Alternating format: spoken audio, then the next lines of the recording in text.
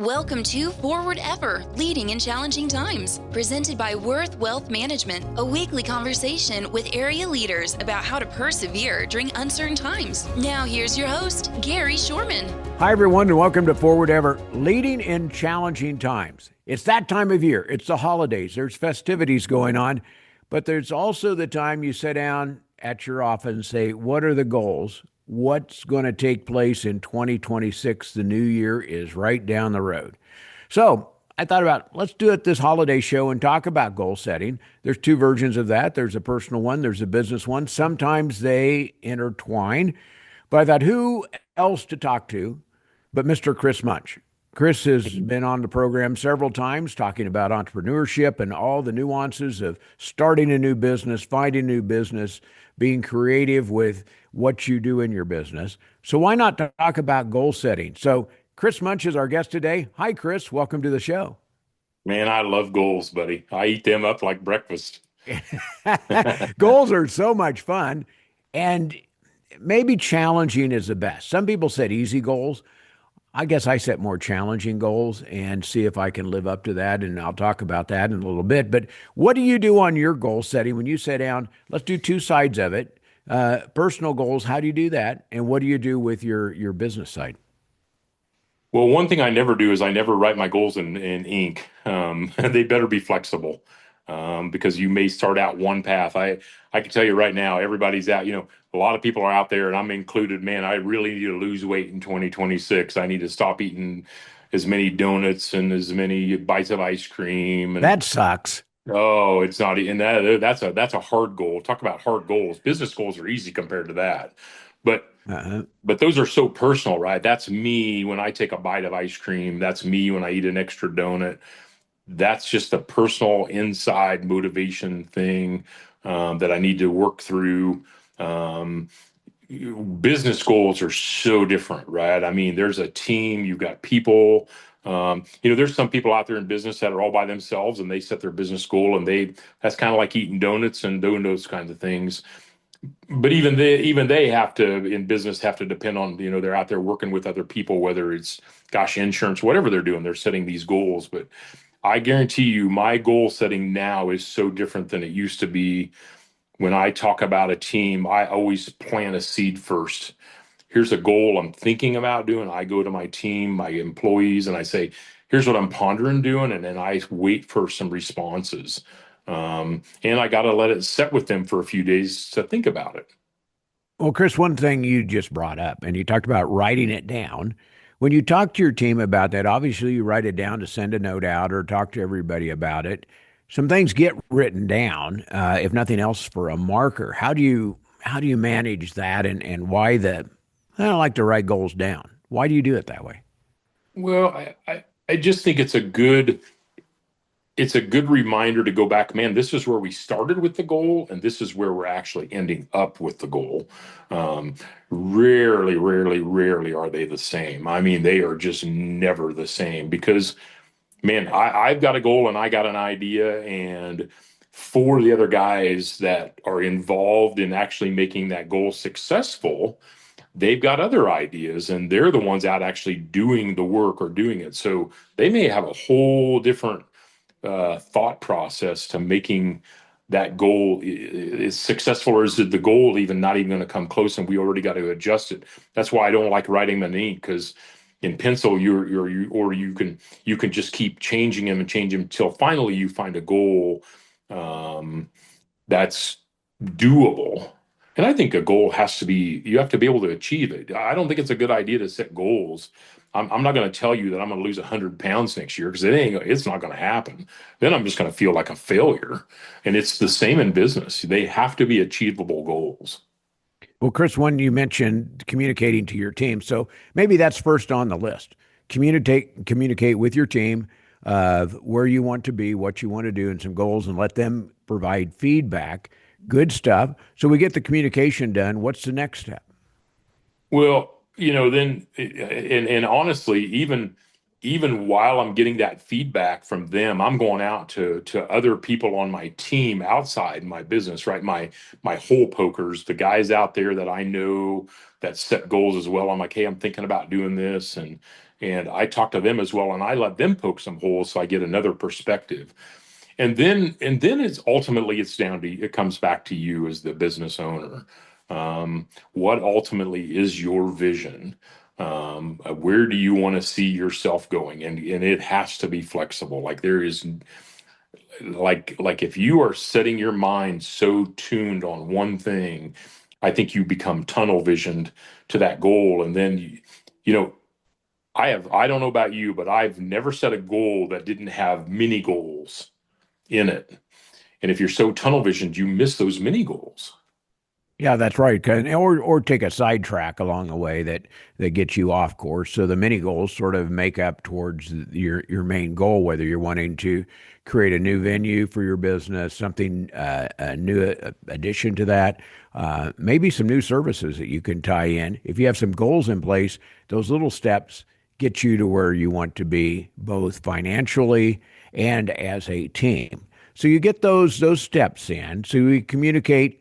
We put steps in to make our goal. At what point and maybe this isn't the right way to say it, Kris, but what point do you put some meat behind what you're saying?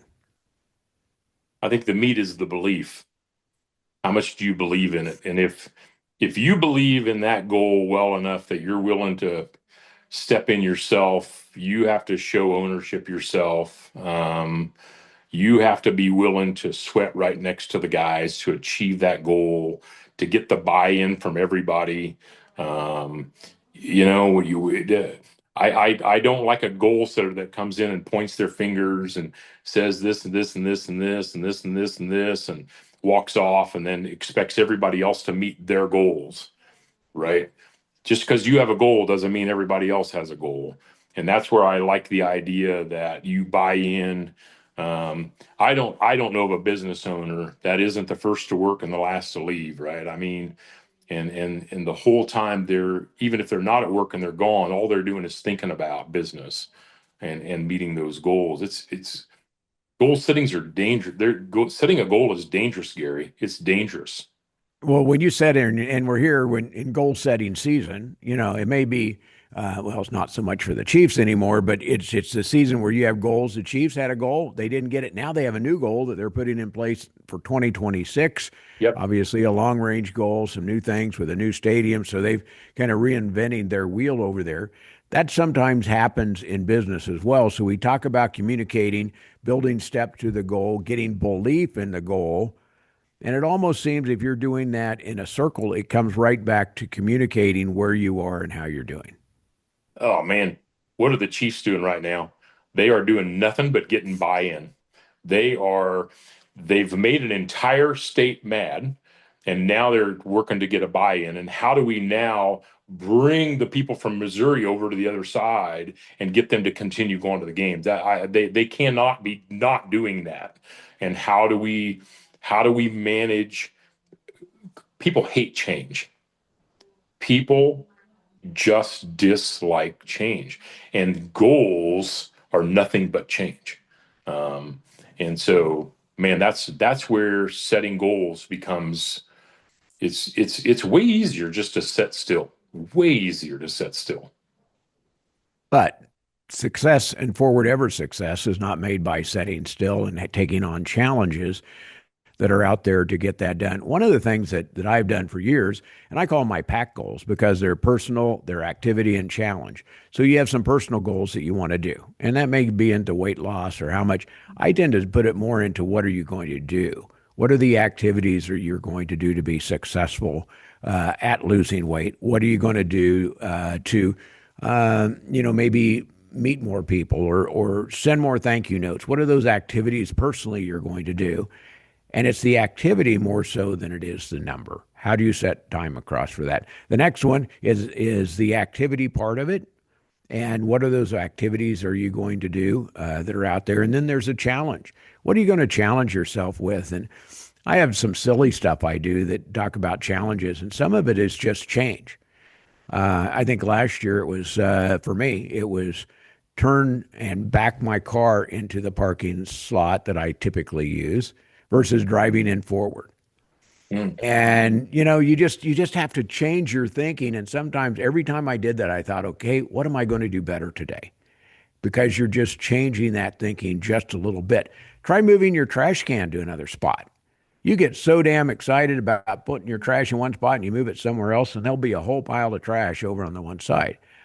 So look at those challenges you can do for doing that and making that happen. That's a personal thing, and part of pushing what we do personally, if our employees are better people, they become better employees, and so helping them improve what they do every time, every year, every day at work is a better thing. So, those sort of things tie together. And Kris, when you take a look at new things that you do, sometimes you really don't know what those goals are.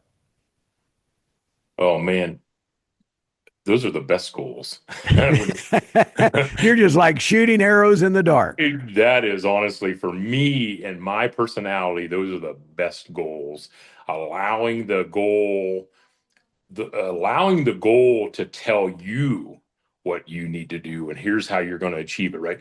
That idea, I'm going to set this goal, purposeful goal. Moving the trash can is purposeful, right? I mean, you're going to do it backing into your space. You're working to change your perspective. There are some things that I've done in my life that I've done not because I set out to do them. I never set out to own a pest control business. I was never but it picked me. It picked me. And when they pick you, you the goal honestly becomes easy, simple. Um, and and and those are the best goals. I mean, because they're told to you. Well, Kris, hold on. We're going to take a quick break, come back and talk about those best goals and what you see in 2026. Maybe we compare it a little bit to what the Chiefs are doing, but there's some big opportunities out there. Hang on. We'll be back after this from Worth Wealth. Since 1776, the United States of America continues to stand tall. It's been tested before, many times. Through grit and the ability to move forward, we create better tomorrows. We help our clients live their best lives to and through retirement. We make it easier. Thank you, Kansas. Worth Wealth Management, enhancing lives and strengthening families. Welcome back to the special holiday, I'll call it goal setting edition of Forward Ever, Leading in Challenging Times. Let me ask you this, Kris. We're at the time where you don't have to do any of this stuff. You don't have to set a goal. You don't have to do anything. You can just plow right on into the new year. How important is it and we'll talk about business, if you want to move forward, how important is it to really set goals? Because if you're growing, you're doing the right things, you have the right people. Sometimes you can just mess things up by putting something else in the mix for a goal. Yeah, that's interesting because you can, I have a lot of friends. I'm 62, so I have a lot of friends that their goal is retirement, and they're starting to retire and they're starting to step out, and they've had a world of a lifetime of working, and they're ready to kind of their next goal is retirement, and whatever that looks like to them. I have a totally different philosophy, and I've just not worked this hard and taken this much risk to be like, okay, I'm done. I'm not going to do that anymore. Or, um, a perfect example is the cabin. I spent 16 months rebuilding this cabin every day with a goal, many goals to get to a point where I get my cabin done. And then now the goal is how am I going to use it? Because I'm not a relaxer, right? And I'm trying it. I really am trying it. But I should ask Larissa about that. Is Kris she's really trying to well, relax? at 7 in the morning, I'm going in and kind of rattling the door like you ready to go home, and she's like, and I'm like, well, I made it through the night, and so you got to give me some. And those are the little wins, right?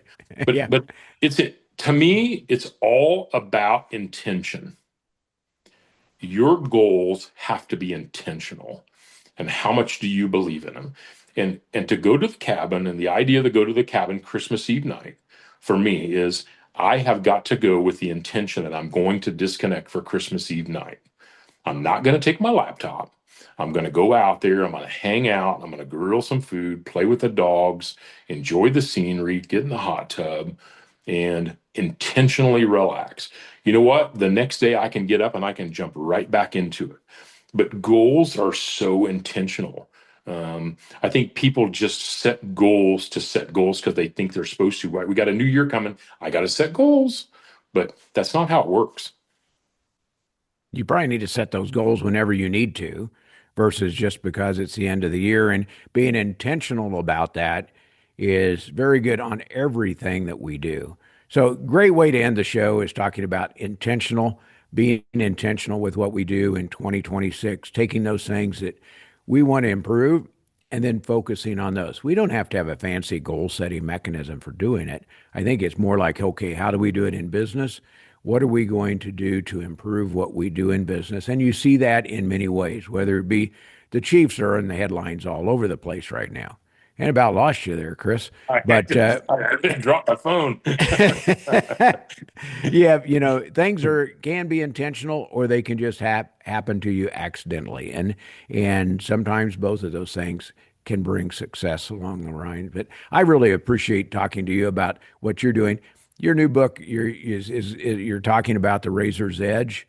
Yeah. Some of that ties right into those things because if you're not out on the edge trying to improve, trying to be forward ever and challenging what you do the next day, the next week, the next year, that's what life is about.